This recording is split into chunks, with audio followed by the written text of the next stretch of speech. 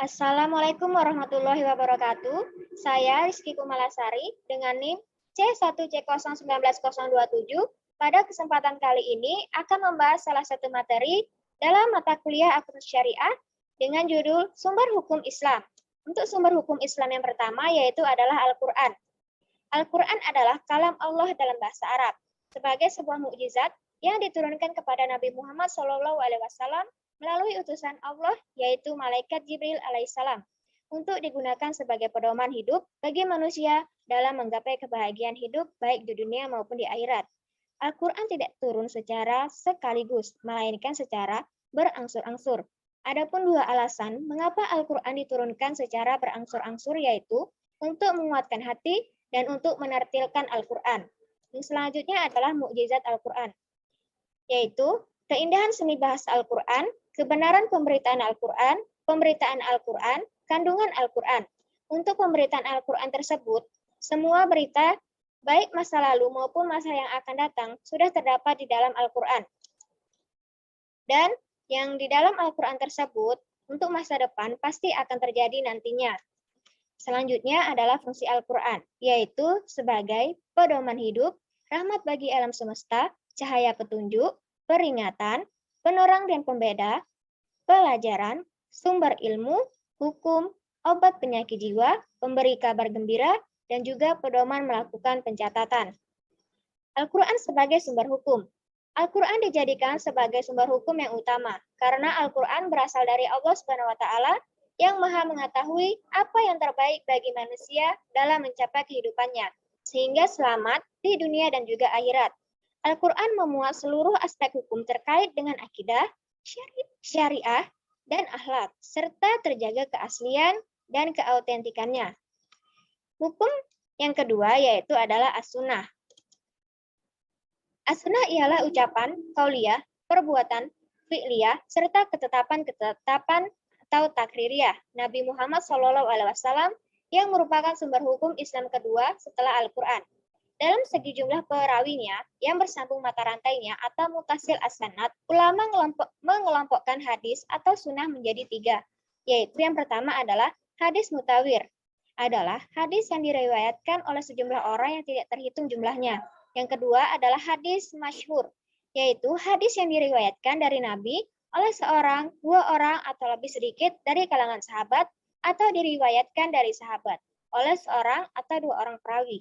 Yang ketiga adalah hadis ahad, yaitu hadis yang diriwayatkan dari Rasulullah SAW oleh seorang, dua orang, atau sedikit lebih banyak, dan belum mencapai syarat hadis masyhur. Yang berikutnya, fungsi as-sunnah. Yang pertama, menguatkan hukum yang telah ditetapkan Al-Quran.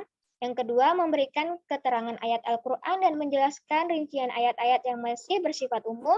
Ketiga, membatasi kemutlakannya. Keempat, menaksiskan atau mengkhususkan keumumannya. Dan yang terakhir adalah menciptakan hukum baru yang tidak ada di dalam Al-Quran. As-sunnah sebagai sumber hukum. Ketaatan kepada Allah SWT harus diikuti dengan ketaatan kepada Rasul. Sebaliknya, ketaatan kepada Rasul juga harus diikuti pula dengan ketaatan kepada Allah SWT. Sehingga keduanya merupakan dua hal yang tidak dapat dipisahkan. Oleh karena itu, seorang muslim perlu melengkapi rujukan sumber hukum Al-Quran sebagai rujukan utama dengan as-sunnah. Sumber hukum yang berikutnya adalah ijma'. Ijma' adalah kesepakatan para mujahid dalam suatu masa setelah wafatnya Rasulullah SAW terhadap hukum syarak yang bersifat praktis dan merupakan sumber hukum Islam ketiga setelah Al-Quran dan as-sunnah. Menurut Imam Syafi'i dalam Zahro 1999, tingkatan ijma' adalah sebagai berikut, yaitu ijma' syarih, ijma' sukuti, dan ijma' pada permasalahan pokok. Jumhur ulama berpendapat bahwa alasan dapat digunakannya ijma' sebagai sumber hukum Islam adalah sebagai berikut. Yang pertama, hadis-hadis yang menyatakan bahwa umat Muhammad tidak akan bersepakat terhadap kesesatan. Apa yang menurut pandangan kaum muslimin baik, maka menurut Allah SWT juga baik. Oleh karena itu, amal perbuatan para sahabat yang telah disepakati dapat dijadikan argumentasi atau hujjah. Yang kedua, mengikuti jalan akidah orang bukan mukmin adalah haram, karena menentang Allah SWT dan Rasul dan diancam neraka jahanam. Mengikuti pendapat orang mukmin berarti mengikuti sesuatu yang ditetapkan berdasarkan ijma. Dengan demikian, ijma dapat dijadikan hujjah atau argumen yang dapat digunakan untuk menggali hukum syara atau istimbat dari Al-Quran dan As-Sunnah. Terjadinya ijma. Ijma didasarkan atas hadis atau sunnah yang diriwayatkan secara perseorangan atau ahad yang tidak dapat dijadikan hujjah dengan alasan bahwa ijma yang dapat dijadikan hujjah adalah yang bersifat tegas dan jelas. Jika tidak tegas dan jelas, maka ijma tersebut telah kehilangan fungsinya. Akan tetapi, sebagian ahli ushul fikih berpendapat bahwa ijma boleh diriwayatkan secara perseorangan atau ahad, karena selain ijma sahabat, tidak ada satupun ijma yang diriwayatkan secara mutawir.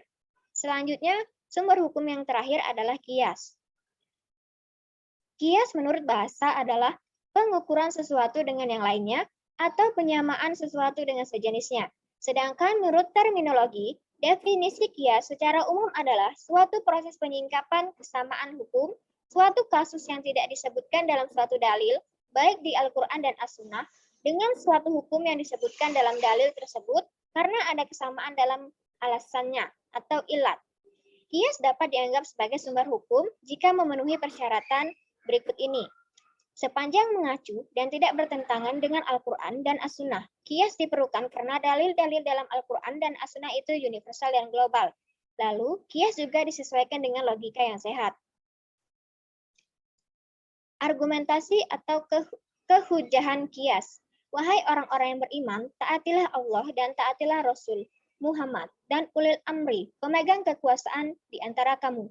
Kemudian, jika kamu berbeda pendapat tentang sesuatu, maka kembalikanlah kepada Allah, Al-Quran, dan Rasul sunnahnya. Jika kamu beriman kepada Allah Subhanahu wa Ta'ala dan hari kemudian, yang demikian itu lebih utama bagimu dan lebih baik akibatnya.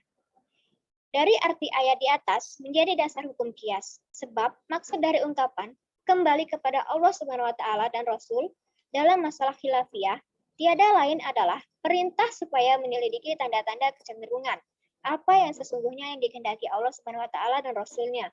Hal ini dapat diperoleh dengan mencari alasan adanya hukum yang dinamakan dengan qiyas.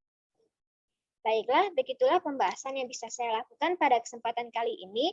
Mohon maaf jika ada kesalahan kata. Semoga apa yang sudah saya jelaskan bisa bermanfaat bagi kita semua.